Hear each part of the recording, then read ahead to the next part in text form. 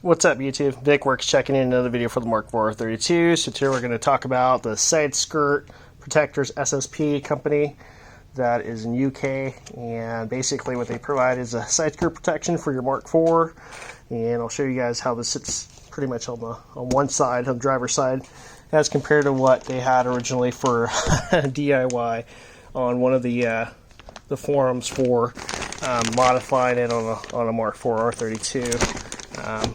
And I like this solution a lot better, to be exact. And so, as stated, one is double-sided, and that's this one right here that sits on the rear side.